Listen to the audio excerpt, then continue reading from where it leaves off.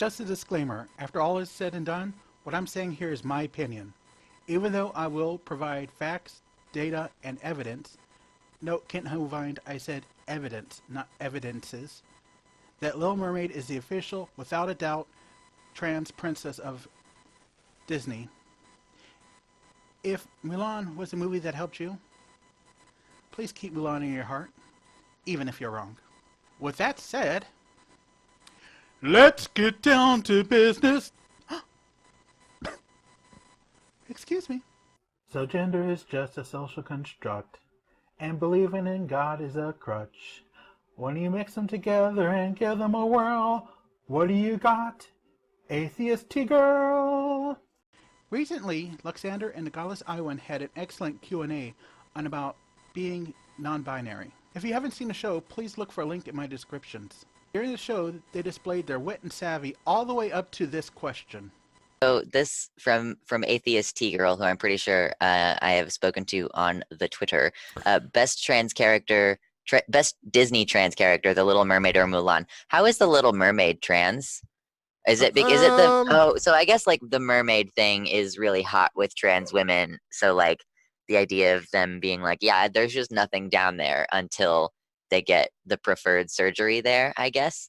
But it's got to be Mulan. Like tell me that who in this chat has not cried when listening to the Reflections, the song Reflections? Come on, really? Yeah, it's a very heartfelt.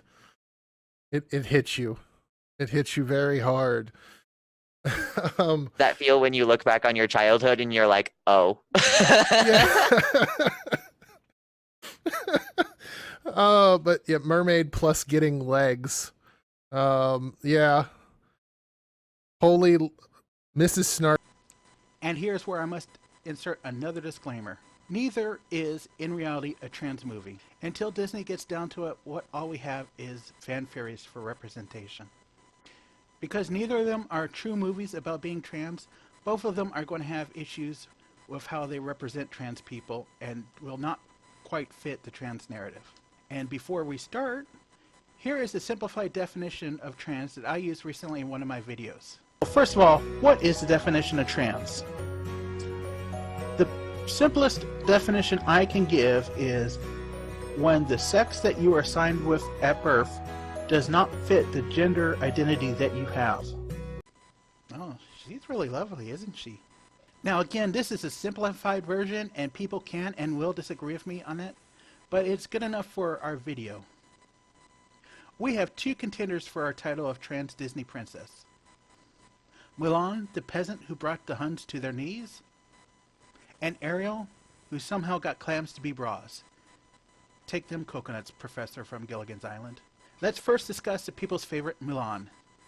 After her father is summoned to go to war, she heroically stands up and takes his place. Because of restrictions at the time, she goes through an identity change from this to this. Ping. Like any of the great Disney movies, there are songs, and for our discussion, the song Reflection should be the one we focus on. Look at me, I will never pass for a perfect bride or a perfect daughter. Can it be? Not meant to play this part. Now I see that if I were truly to be myself, I would break my family's heart. Who is that girl I see staring straight back at me? Why is my reflection someone I don't know? Somehow I cannot hide who I am, though I've tried. When will my reflection show who I am inside? When will my reflection reflections show who I am inside. Mulan disguises herself as Ping. As Ping, he goes to work to improve himself and become the warrior his country needs. Throw in some homoeroticism and then the eventual reveal. Mulan still works to save her country and at the end returns home. The Little Mermaid. Ariel is the youngest daughter of an over-domineering father. She, like Mulan, doesn't fit in with the position the people want of her. She takes time to spy on the world that she believes she should be part of. Her big song is Part of Your World. She makes a deal with a witch, gives up her voice, and then goes to the surface. After getting cock-blocked by a couple of long, slimy eels, talk about Freudian imagery, she finds herself turned into a voiceless, worthless weed. Until she is freed by Eric. I think that's his name. I wasn't watching him in the movie, and I can't be bothered to look him up. And she is finally given permission to join the humans. Part the second. Pseudo-intellectual overinterpretation of children's movies. Translates, when we look at Mulan, we see a lot here. The words, "Won't my reflections show who I am inside?" Of course, no single trans experience will be universal, but looking at the mirror and not seeing the person you are is a big trans experience. This is more than a general human dislike of the features you are self-critical of. This is looking at the mirror and not seeing you. It's taken a long time for me to be able to do that. And it was a step-by-step process. When I first transitioned, I'd look at the mirror and I'd see a fugly guy with a what-the-hell haircut. But as time went on, I started to glimpse her. Out of the corner of my eye, walking in front of a grocery store, seeing the reflection of myself. A microsecond of appreciation looking in the mirror before my brain takes over. The imagery of Mulan looking into her reflection within her hollow ancestors and wiping the makeup off, it's powerful. Then she cuts her hair and goes into Ping mode. And his time as Ping during the training and up to being discovered is again a trans milestone. Living in a body that presents as you want, but often with physical standards that don't match. Not knowing all the traditions and behaviors that the others do because they grew up with it, so you're sitting there trying to take notes. Swimming, which is a terrifying proposition for all trans people who are stealthing. And then the big reveal and rejection. I'd say the fear of this happening is almost universal. And unfortunately, too many of us have had that moment. So definitely a trans movie, right? Well, Wikipedia states, yes, Wikipedia, I spare no expense for my audience. Cross-dressing is the act of wearing a clothing or accoutrements commonly associated with the opposite sex within a particular society. Cross-dressing has been used for purposes of disguise, comfort, and self-expression in modern times and throughout history. The last part of that definition is what we're looking for. There are three things that cross-dressing is used for: disguise, comfort, and self-expression. When we look at Ping's life, it is quite evident that he spends most of his time uncomfortable. So I think we can throw out comfort. Self-expression. While some of Mulan's changes, even the ones she expresses in her song, deal for self-expression, for example, wiping off of the makeup, it is never presented that she became Ping for self-expression. Instead, her rebellion, if you will, seems to be against the very strict form of femininity that is forced on her at the beginning of the movie when she's trying to find a husband. Disguise. This is exactly what Mulan is trying to achieve.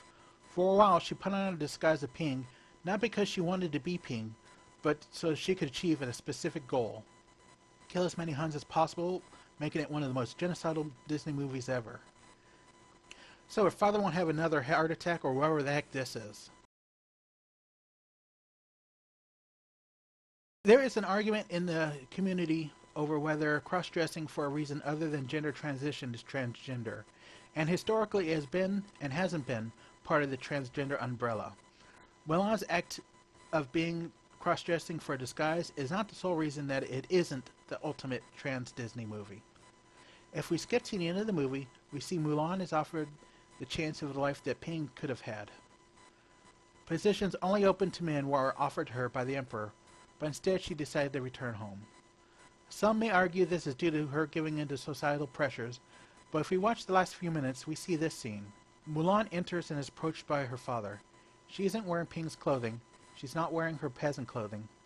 She is dressed up in a higher society's woman's outfit with some of the coloring of what she wore during the courtship scene. But instead of being the same outfit, it has changes and she made it her own. She doesn't wear makeup. Her hair isn't made. She accepted who she is, and that isn't Ping. It isn't the ultra lady her parents pushed. It is her. And the smile and tears she gives as her father calls her his daughter, and she accepts and confirms it, she is happy with where she is now. Now, The Little Mermaid. Quite a few people make the argument that The Little Mermaid is trans based on the little fact that she sort of gets something down there. The first question to ask is, didn't she already have one? And if you ever want your faith in humanity to be destroyed, Google, do mermaids lay eggs? 852,000 answers. 852,000? The conclusion I got was that she had scales, so she was a fish, thus would probably lay eggs that mermen would then spawn on. So probably no fishamajig. There could be an argument that Ariel wanted a silk igloo. Thanks, Urban Dictionary. But I don't go for this argument because it's too close to the same argument TERFs and other gender-critical people use against trans people. Too many times we are reduced to just our genitals and nothing else. Plus, if I just use this and then the clip of Tyson dropping the mic, I want to get another 5 minutes to rant at the camera. So instead, let's look at the deeper meanings. The lyrics inside the song are the reflection of a woman who is in a world and a position that is wrong for her, and she is reaching for changes she wants that she knows will fit her. I was 12 years old when the movie came out, and I was captivated by this song. There were parts of me that knew I was trans, but it would take another 23 years for me to finally accept it. But this song spoke to me. Growing up, I lived in churches and was used to hearing the term yearned. I don't think I'd ever yearned for something until I heard this song and story. I yearned for that change. I just didn't know how to express it. This movie and song put into words something I needed. The mermaid's only glimpse into the world is the peek she gets on passing ships, always afraid of being seen. We live in a bit of a gender-segregated society. It is not as bad as it is in other countries, but it still exists. And for those of you who are raised in a fundamentalist household, it's even worse. I was expected to hang out with the boys. To be around girls and interact with them for non-school functions was discouraged because a guy should only be around a girl he plans on dating and marrying. Yeah. The closest I could get to participation would be to sit near the girls when they were talking and pretend to read a book so I could listen in and wish I could be part of the conversation. And I was always afraid of being caught because the one time I was pointed at, laughed, made fun of, just as Ariel would have been if she had been caught by the sailors. At home, Ariel's interest is rebuffed by a parental figure. Any interest she shows in the surface world, the other side, is harshly pushed down. When her father finds out she has objects from the surface, he makes a huge scene of destroying them in front of her. Ask any trans boy what happened to his packer when his mom found it. What happened to the bras of closeted T-girls? It finally becomes too much for Ariel, and she has to make the change. She can't help it. So in hiding, she goes to see the witch and makes a deal to give up something she cares quite a bit about, so she can be what she wants. In the real world, when we transition, it is almost pushed by society that we go to the doctor and have the work done. The story that's told is we go to the doctor, we get our meds, we wear the clothing, eventually we get to surgeries, and then we are done. But transitioning is a messy personal affair, and some of us want some changes and not the others. Yet we are expected to take the full course and go all the way, and give up things we hold dear for what we want. Sometimes, like in a movie, it's physical. For example, in Japan, to get that gender marker changed, you have to be sterilized by the government. Some of it is societal pressure, like people who are okay with just presenting as a gender they identify as, but are still pushed into taking the medicine that will make them go through changes they really don't want. And some of us, it's everything that we give up. Our jobs, our family, my wife. I could go on with some of the deeper meanings, but instead let's skip to the end. Ariel's freed, and then she is denied the change she wanted. She had it for a short time, just as Mulan, but is now back, and it's clear she still wants to be human. She makes her choice even though none is given, and eventually it is rewarded and she becomes one. This is a major difference between Mulan and the Little Mermaid. Towards the end, both are put back into the world they came from. One of them embraces it, and one of them still yearns for that change. Thank you for watching. Before I do my closing, please let me reiterate, this is my opinion. My disagreement with Alexander or Goddess Iwan is tongue-in-cheek, and if you haven't subscribed to them, please do. Their links are in the description. I made the case for Little Mermaid, but if you paid attention, you will notice that my part of the arguments are mixed with who I am and who I was at the time. For some of you, it was something else that spoke to you, and please do not let my lighthearted argument take that away from you. Please be sure to like and subscribe and to leave comments, and be sure to ring, ring, ring that bell so you know when I make new videos. And I hope everyone has a good... oh, fine, as ContraPoint said. Fine, I'll sing the song. Maybe he's right. Maybe there's something wrong with me. I just don't see how a world that can make such wonderful things could be bad. Look at this stuff, isn't it neat? Wouldn't you think my collection's complete? Wouldn't you think I'm the girl who has everything? Look at this trove, treasures untold. How many wonders can one cavern hold? Looking around you would think, sure, she's got everything. I've got gadgets and gizmos aplenty. I've got who's its and what's its galore. You want a thingamabob? I've got 20. But who cares? No big deal. I want more.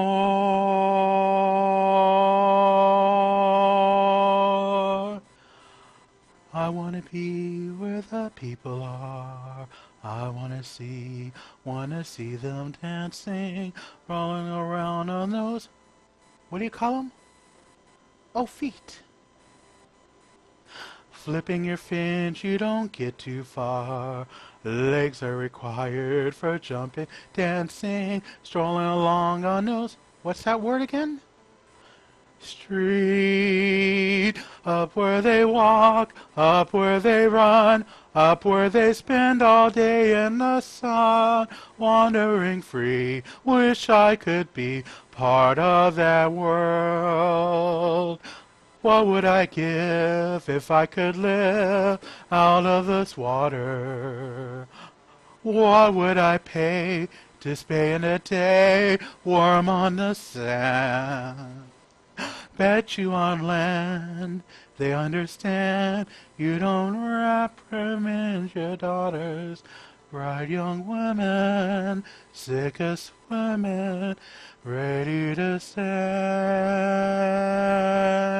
and ready to know what the people know. Ask 'em my questions and get some answers. What's a fire and how's it? What's the word? Burn. When's it my turn? Wouldn't I love to explore the shores of above?